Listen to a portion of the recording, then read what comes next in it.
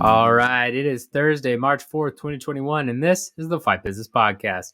I'm your host, Patrick Auger, and today we're going to be talking about the UFC 259 buy rate. I'm going to give you my best guess and break down what I think it's going to do in terms of pay-per-view buys. We'll talk about Khamzat Chimaev and the business and political ramifications of him retiring and then not retiring, as well as having Dana White and Ramzan Kadyrov getting involved, and explain what's going on with that whole situation. We'll talk about Conor McGregor being bought out of Proper 12 Whiskey. He is no longer the owner. It has been bought out by a different company. What does that mean for him? What does it mean for the business? We'll break that down.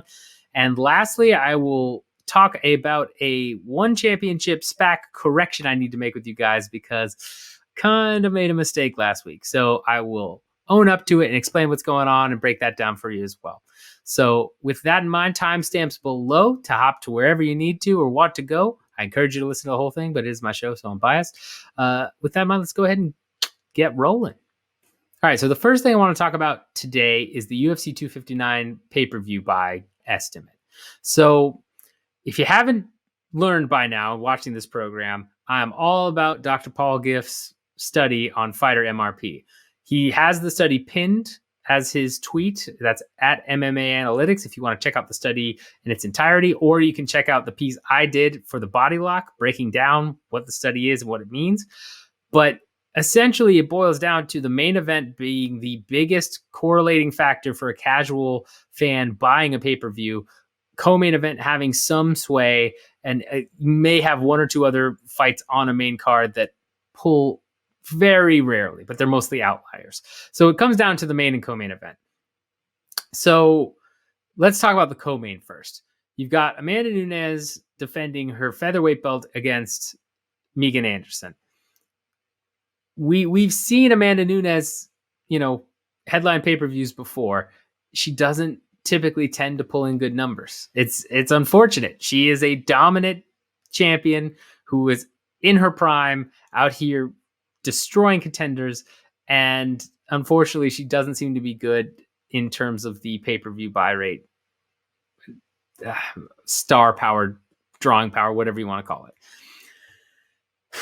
We don't have any confirmation about, since we have everything now behind the ESPN Plus paywall, these are mostly estimates, and we don't have any set confirmation on what she's been pulling since then, but there's been no indication from my sources or from other sources that she's now more of a drawing power than she was since she beat Chris Cyborg, right? Arguably her biggest win that really promoted her to a two belt champion and raised her to the status she's at.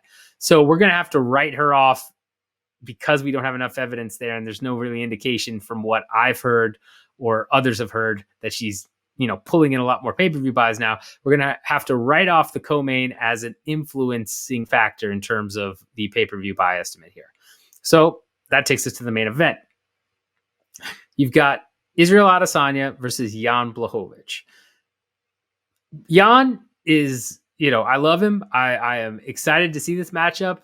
It was awesome to see him win the belt, but he's not exactly an established draw.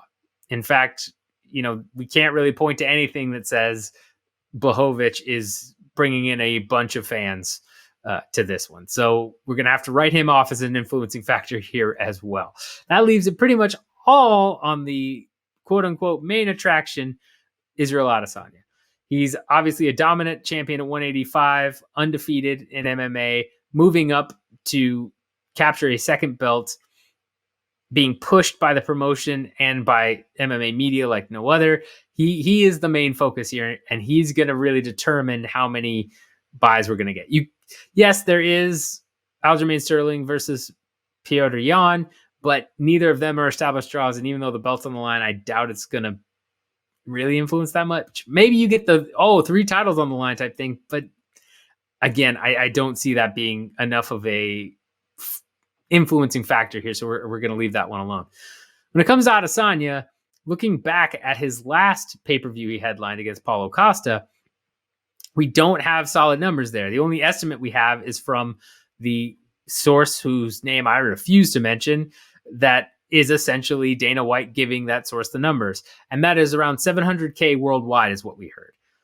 That sounds plausible. I would imagine that it's probably a little bit less than that against Costa, probably around the 500, 600K mark. But regardless, it's not, groundbreaking. It's not a million plus.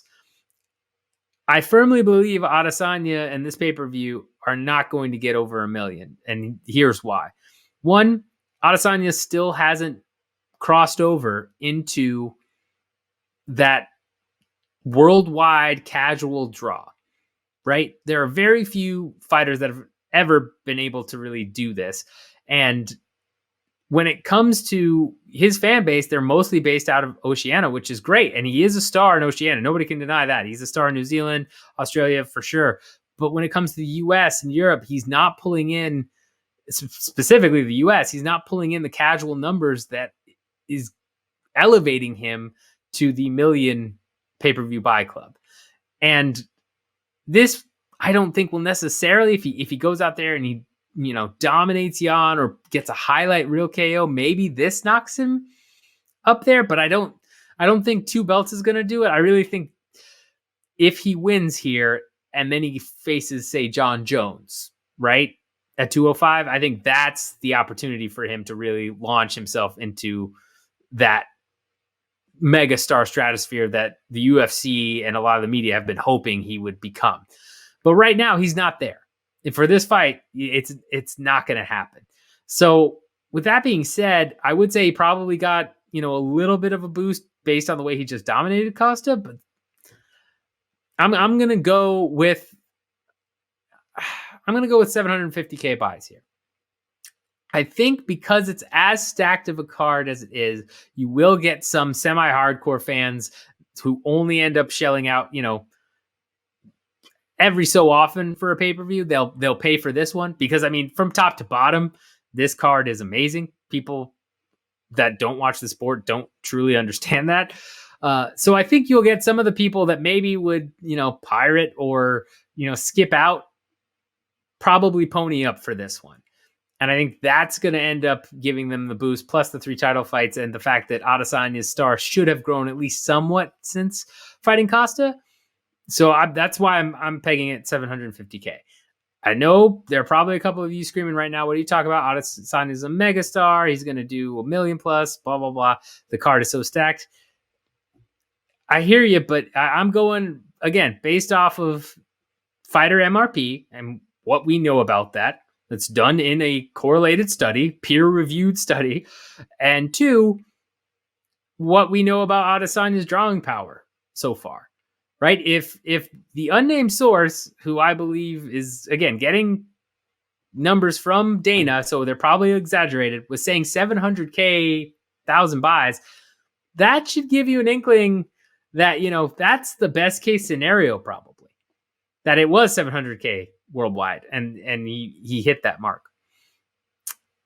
I don't think that source was off. It doesn't make sense for that source to mention the low end. So there's no incentive there.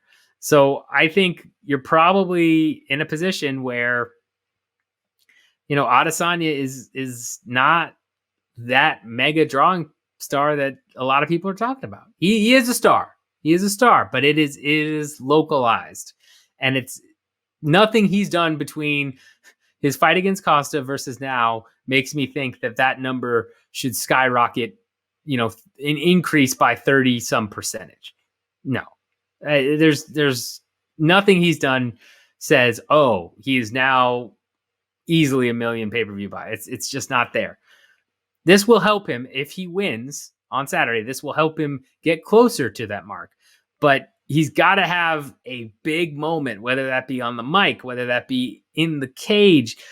He's got to have a big moment in order to propel him there, and he just hasn't had that breakout moment yet, or that breakout fight. And the breakout fight ultimately, I think, is John Jones. If he beats John Jones, I think then you end up easily clearing the 1 million mark, and that kind of solidifies him. But besides that fight, he's got to do something to draw those casual fans in the States. And right now it's just not happening. So I'm going 750K. we'll see if we get any inkling of actual numbers outside of the one source that is not really trustworthy. Hopefully Sports Business Journal and a couple other places will kind of verify a range. But yeah, I'm going under $1 million for this one. I'm going $750K. If you don't like it, sorry, man. That's just what the data says. All right, so the next thing I want to talk about is Beckel buying the majority share of Ireborn Spirits, the company that makes Proper 12. So what this essentially means is Conor McGregor no longer owns Proper 12. And it's not super surprising and actually makes a lot of sense if you think about it. So Beckel owns Jose Cuervo and several other alcohols, but Jose Cuervo is probably one of the ones that they're most well known for. And when Conor McGregor launched Ireborn Spirits back in 2018, they had a 20% ownership stake to help him launch it. Why would they do that? Well, if you think about it, McGregor needs help in terms of entering a business he probably knows some about, but not extensively to the point where he knows about certain retail price points and shelf space and all the logistics that go into selling a high volume retail product. So why not, pair up with a company that's well established? It's a great strategic partnership. You have Jose Cuervo probably helping out with all the logistics and doing that, getting a 20% cut, and McGregor gets to sell his whiskey, which is done very well. So it's a win-win situation. As time went on, Beckel acquired more and more ownership interest until last year, per MMA Mania, they acquired around 49%. That's not quite majority, but that's, half of your company being owned by Beckel. And again, you're building out logistics, you're growing the market. Why not grow with a company that's well established? That makes all the sense in the world to have that strategic partnership, especially if they're willing to put money into it. So what happens now is in 2021, an option comes up that allows them that if they execute this option, which would have been negotiated in the contract a long time ago, that they can buy shares at a certain price, which they did, and that put them over to 51%, giving them a majority control of Ireborn Spirits. Doesn't mean McGregor's necessarily going away from Proper 12, right? That brand is really built on McGregor's image. So for Beckel to buy a controlling majority share and then say, yeah, Conor, get out of here, we don't really care, it would be kind of nuts if you think about it. I mean, I don't know many, if any, people personally that have bought Proper 12 other than for the fact it's Conor McGregor's whiskey, right? Leave me a comment in the chat if you know anyone that was like, oh, I saw Proper 12, it looks good, and they had no idea who Conor McGregor was or what it was, all that stuff, because that would be shocking to me to even find one person that's done that. I'm sure it has happened, but I mean, that product is built on Conor McGregor's image. So I don't think he's going to be dismissed by Beckel. I don't think he's going away. My guess is, he's getting paid handsomely, especially with whatever the option was to buy shares at whatever price. I mean, that means McGregor probably got a cut of whatever Beckel ended up buying. But if he's trying to come back to the octagon and focus more on coming back to the octagon and fighting, which it seems like he wants to, or there are a couple other business ventures he has, but it seems like he's, ready to get back into fighting more full time, then why hold a, controlling interest in the company? And, it's hard to say what McGregor's involvement with the company really was prior to the buyout. I mean, he could have just really been the face, not done much. He could have been a big part of executive meetings and driving things.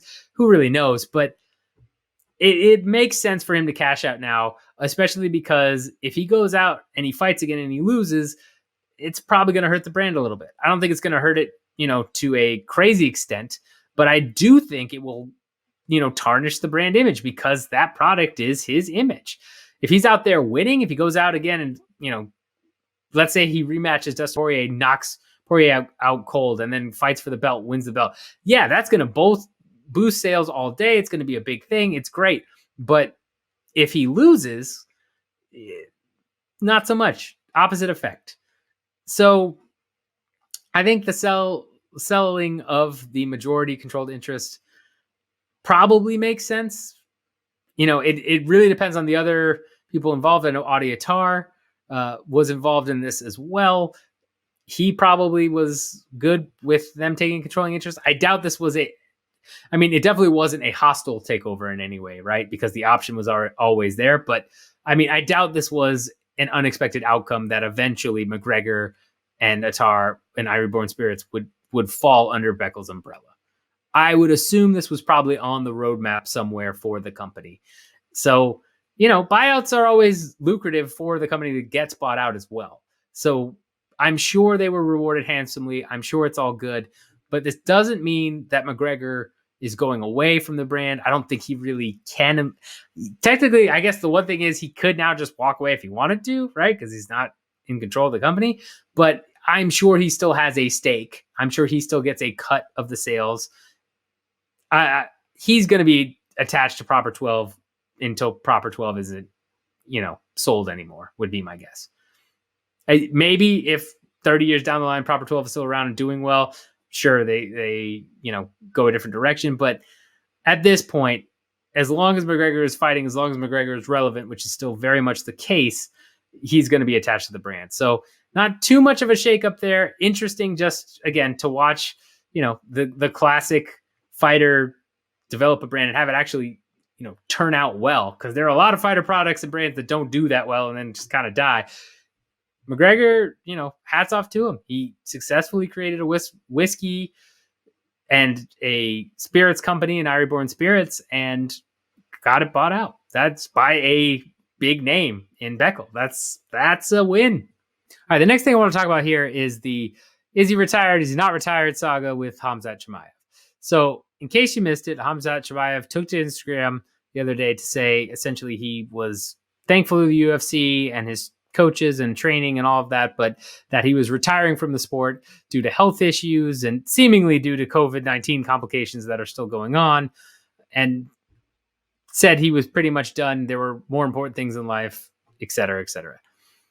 Not long after, Dana White came out and had a statement that said, no, he was just super emotional. He is still planning to fight in June. He's on steroid prednisone and it's messing him up and all this stuff, which we did do a video and broke down with me, Ant Walker, and Matt Wells. Check that video out if you want to, get into that further, breaking down everything going on with Chimaev and Dana White and back and forth with that side of the story. And then the following day, Ramzan Kadyrov, the Chechnyan dictator, took to Instagram to say, nope, it's all good. I've talked to Chimaev. He is going to fight. This is awesome, amazing, what have you. So I'm going to look at this from both the business and political standpoint because they tie into each other quite a bit here. So let's focus first on, Dana and the business side of this. In order to understand why Dana and Kadyrov are both very adamant about Chimaev fighting and trying to keep him happy, flying Chimaev out to the US so he could get treatment from doctors for COVID-19 complications and issues, you got to go back to Khabib. So Khabib retired at the height of his popularity. Extremely popular in Russia and Dagestan in the Middle East, but also extremely popular among Muslims, right? Especially Muslim fight fans. There aren't a ton of Muslim sports stars, and Khabib really, I think, hit that mark, really became a superstar in the Muslim world. Anecdotally, from my experience, I have a couple of Muslim friends that I have, they didn't watch MMA at all. They knew I was doing this type of stuff. They said, yeah, it's cool. They might support it, in the way a friend might, whatever. But they both ranted to me about Khabib. Not long after he beat Dustin Poirier at UFC 242. They ranted to me about him. they were like, man, have you heard of this, Khabib Nurmagomedov? I was like, yeah, of course I have. All this stuff. And they were converted into being big, I got to watch Khabib's fights. I got to watch all Khabib's fights. It makes sense. It's a huge market, untapped market that we haven't seen anyone really rise to the occasion to. And Khabib is a devout Muslim, right? He, wouldn't fight during Ramadan. He followed the tenets of Islam. It was very big. So that has really left a void since he retired for a, Russian superstar, Dagestani superstar, and as well as a Muslim superstar. Enter Khamzat Chimaev.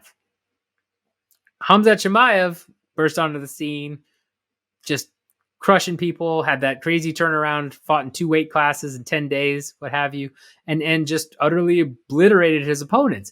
And the social media metrics and everything that we use to kind of gauge a fighter's popularity were through the charts on this guy. Not just with the Muslim community, with everybody, but I mean, I think that was a huge part of it. I think he kind of filled that void.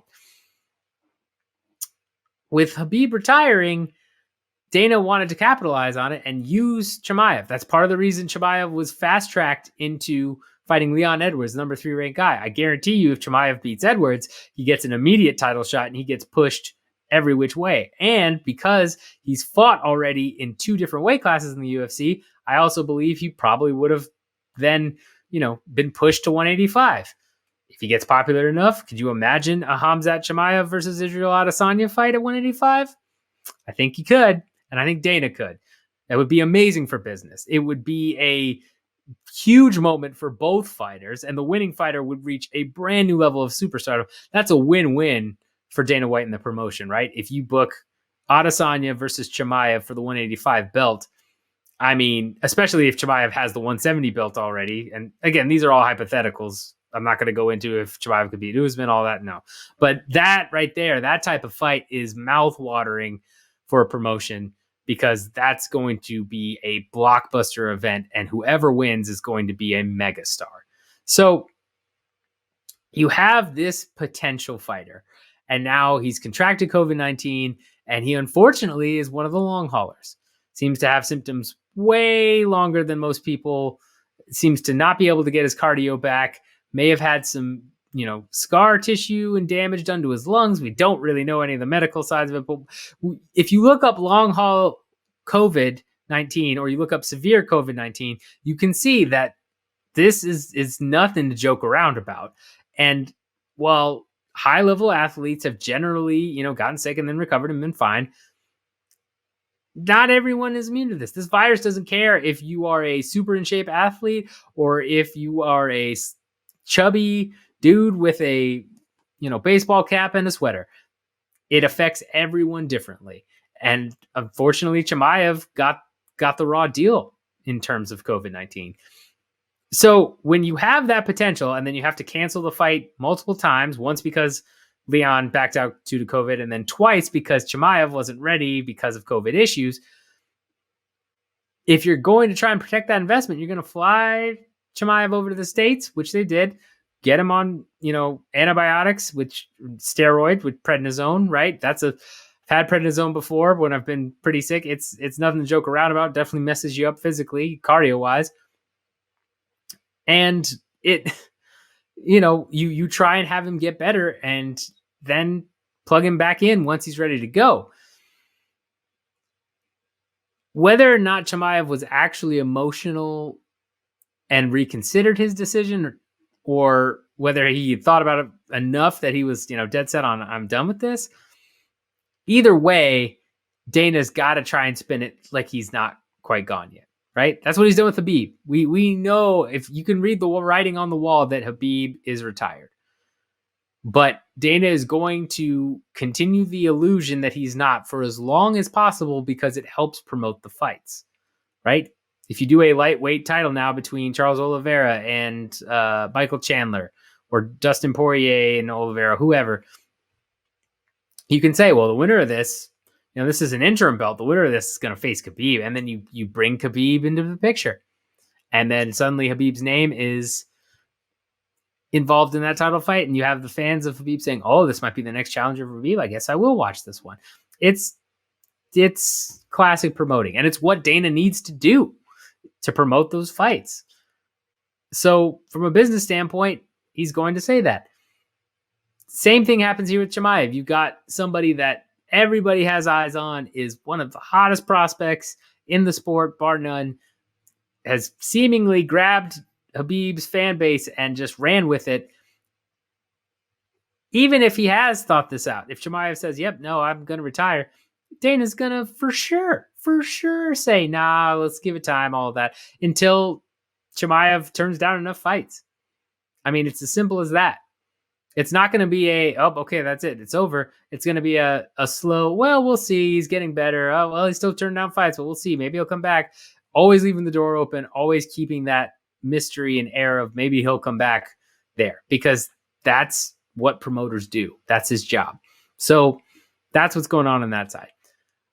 On the Kadyrov side, Ramzan Kadyrov is notoriously known for sports washing. If you don't know exactly what that is or what Kadyrov has done in Chechnya, I highly recommend Karim Zazan's work over at Bloody Elbow and The Guardian. He's been one of the best reporters when it comes to this type of stuff and has followed Kadyrov's involvement in MMA for quite some time now. Check out his stuff on Bloody Elbow and on The Guardian, because it's well worth it. And he can summarize it better than I can in terms of, the specifics, connections, and specific atrocities that have been committed, and so on and so forth. But to give you a very high level overview of it, you have an authoritarian dictator who goes out and commits, crimes that get him sanctioned for. I hesitate to say genocide, because I don't think that's the case. But he's definitely committed purges of certain people in Chechnya. And it's quite possible that I'm not sure what classifies specifically between a purge and a genocide. Either way, he's done some really awful shit. That's the main point. And then what he does is, while he's doing this awful shit that gets him sanctioned against the U.S., which caused a whole bunch of issues for ACA and Akhmat Fight, MMA and all that, because the U.S. has literally put sanctions on him specifically, not on some grand company he owns or whatever, but on Ramzan Kadyrov specifically.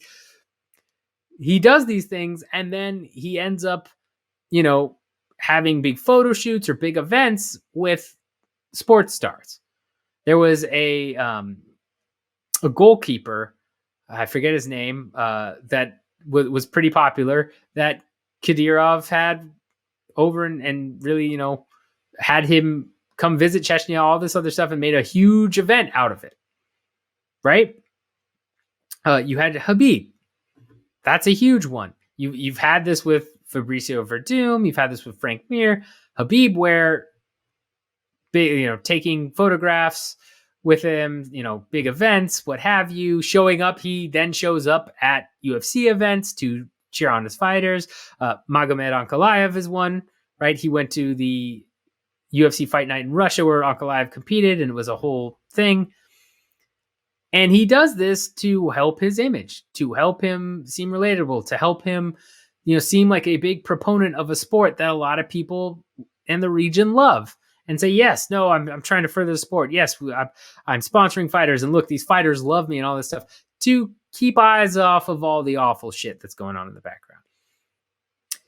Khamzat Chimaev is one of those fighters, right? When the fight against Leon got canceled for the second time, we found out that Chimaev had COVID because he arrived in Chechnya, talked to some reporters, and then he had a dinner and kind of, event with Kadyrov and several other people in Chechnya. With Khabib gone, Chimaev, again, just as he fills the role, just as he's filling the role for Dana, he fills that role of being a devout Muslim, popular guy on the rise that Kadyrov can shake his hand and say, yes, we are all in this together, and I support him and all this stuff to help sports washing. the fact that he reached out to Chimaev and then posted about it on Instagram tells you how important Chimaev is to Kadyrov's influence. Because if you look at MMA with Khabib retiring, and then you have Verdum and Mir, they're not in the UFC anymore. They don't have the same pull they used to. There is no one there now that has that same pull that those guys did at their peak, other than Chimaev. And Chimaev is also one of the few ways to get around the U.S. sanctions in terms of getting his name out there and saying, yes, okay, because he has a fighter in the UFC that he knows and he promotes. I mean, you've got Ankalaev too, but Ankalaev isn't at that popularity level yet, right? If he continues to do what he's doing, maybe he becomes... let me rephrase that. If he continues to do what he's doing, he will become the next person that Kadyrov is constantly touting about. But right now, Chimaev is the shooting star, and he's trying to attach himself to that rocket. And if Chimaev retires, then you don't really have anyone in MMA right now who's at a very, very popular level that Kadyrov, has ties to. And I think that's probably important in Kadyrov's mind, and part of the reason that he's, going to Instagram saying, don't worry, we've got him, and all this other stuff. It becomes, again, a twisted game of politics. And part of the reason why,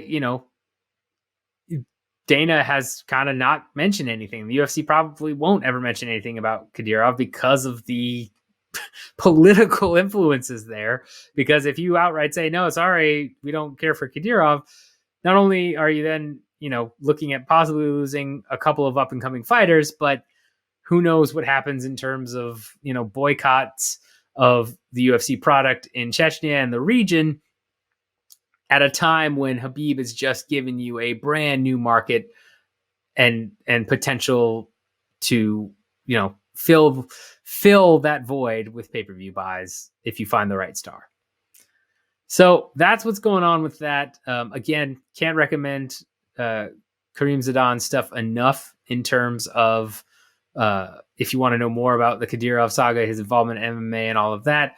But we'll see how it shakes out. I think one way or another, Chimaev is going to fight again from the political and business pressure.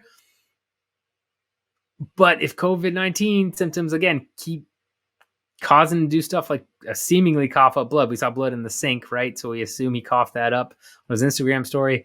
Then maybe not. Maybe he does officially retire. But I think he's got way too much pressure on him now that he's not going to say anything to the contrary until probably June. Because if his fight gets canceled, then maybe he can wait and say, yeah, sorry, it's just too hard. But until then, they're going to keep this illusion alive at the very least. Or maybe he is coming back. We'll see. But yeah, it's a tangled web for Khamzat Chimaev. We'll see if he can come out of it. And again, I hope first and foremost that he recovers fully so we get to see, the dominant guy we saw in there originally. One subject I want to touch on real quick before we get to the ONE Championship SPAC correction here is obviously the release of Junior Dos Santos and Alistair Overeem.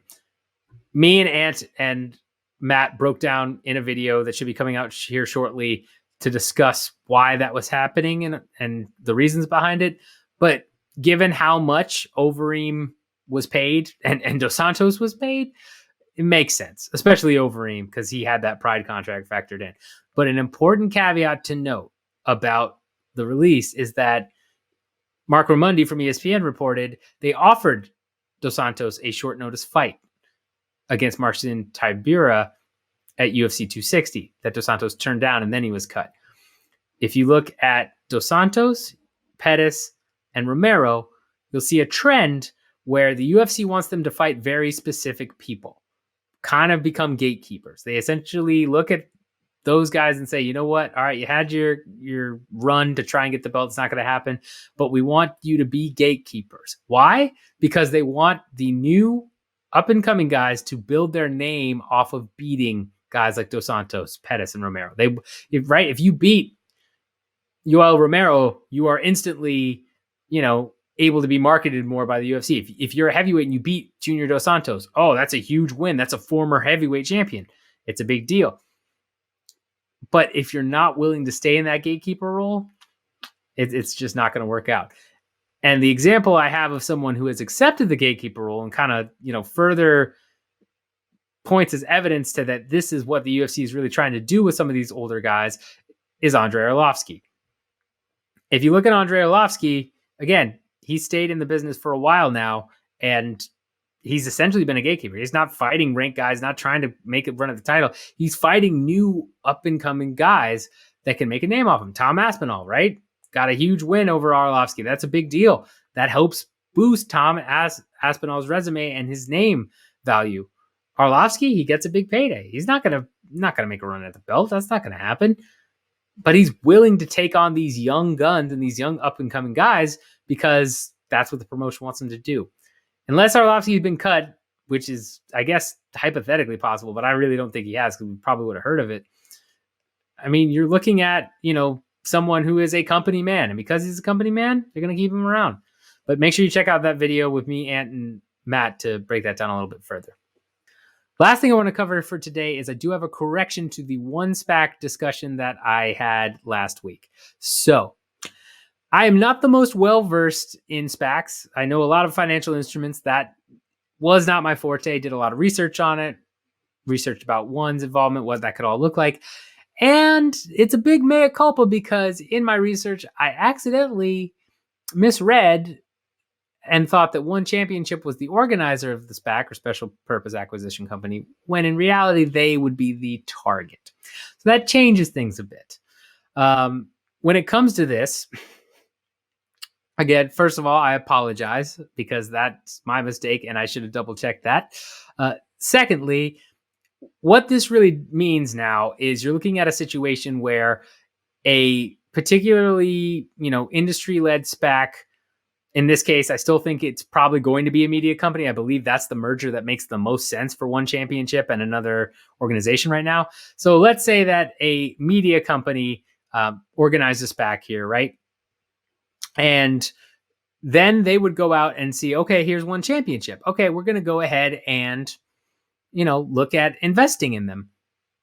When that happens, they then look at ONE Championship's equity, merges it with whatever is in the trust already in terms of what the SPAC has raised for acquiring a particular company. And then it would open it up to institutional investors. I want to give a shout out. I had noticed this a couple days before we're recording, but I want to give a shout out to @FightOracle who tagged me noticing this mistake as well. He actually breaks it down quite well in a thread talking about the what that would potentially look like as a deal. I highly recommend you check that out because that's really good written format of what we're looking at. But I do apologize because, again, you're now looking at a media-backed company acquiring a vested interest in ONE Championship rather than ONE Championship going out and buying or investing in a media company. The only other thing to mention in regards to this is that I had said that Goldman Sachs and Credit Suisse were underwriting the ONE SPAC, but really they are advisors to ONE in this regard. They would underwrite the organizer of the SPAC or potentially underwrite the organizers of the SPAC. So if a media-based company, I believe FightOracle used Liberty Media, which is a great call, decides to, go after ONE, they might underwrite it. But because ONE is the target and not the actual SPAC organizer, they're more just of advisors, probably to help marry ONE with a potential suitor who's willing to do that investment. So those are the main adjustments there. Again, ONE is the target rather than the SPAC organizer. I do apologize with that. I will try to be better and make sure that nothing like that ever happens again. But I am human and I make mistakes, so my bad. That being said, again, big shout out to FightOracle for calling me out on it and explaining that a little bit further, which I knew, but I just switched. But if you see me make a mistake in this podcast, by all means, please let me know. My goal here is to inform you guys and give my opinions about the business side of MMA, but I don't want to be, saying false things, even if it's by a mistake.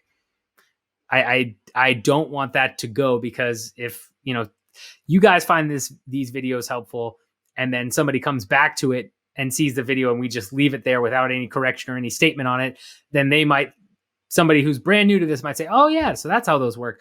And then, oh wait, it's actually not. I want to give you guys factual information. My ego could take a hit. Yes, I messed up. That's fine. It's more important that you guys get facts and honest opinions about the business and my knowledge in this regard. So if you see me make a mistake, please let me know. You can message me on Twitter. You can tag me. You can do comment below, whatever you need to do. If you see something that's an error, I will check it. If it's an actual error, I will by all means correct it, because that's more important than, you saying, oh yeah, you messed up there, and me just kind of glossing over it and moving forward. I'd rather give you guys factual stuff that, makes sense. So call me out on my shit. It's basically what that boils down to. All right, guys. Well, thanks so much for joining me for another episode. Really appreciate it. If you're watching, please hit that like and subscribe button and a little notification button if you haven't done that already. If you're listening on Anchor, Spotify, Apple, what have you, I know there's a new one. I'm going to go back into the analytics, so there was a new one that caught my eye, and I will shout that one out as well on the next episode. But I really appreciate the support on there as well. If you got any questions, comments, let me know. Let me know how you feel about the Chimaev retiring stuff, how you feel about Proper 12 not being owned by Conor McGregor's company anymore. What's that about? And any comments, questions, I'll take them all. Really appreciate you guys listening and watching each and every week. And if there's any topics you want me to cover, by all means, let me know. And if there's anything I fuck up on, I don't know, sorry, it's a lot of cursing this episode, but anything I fuck up on, please let me know, because I do want to give you guys the right info. So with that in mind, I'll see you guys next week. Probably going to have a lot of crazy stuff coming out of UFC 259 to cover. But until then, enjoy the fights and get money.